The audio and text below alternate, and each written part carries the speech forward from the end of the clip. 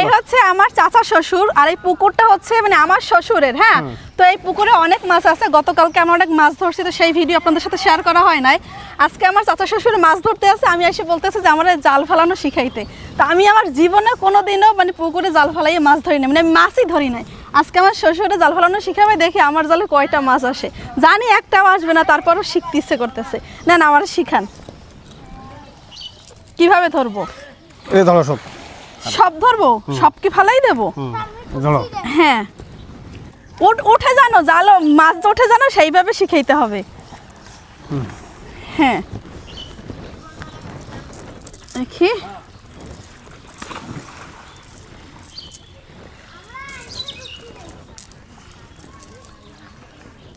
হ্যাঁ হয়েছে, এটা এই হাতে নাও। হয়েছে। হ্যাঁ, হয়েছে। এখন ফেলাই দিই। হ্যাঁ দাও, জোরে জোরে। জোরে দেবো। হ্যাঁ মানে এই দিক দিয়ে হ্যাঁ জায়গা নেবেন।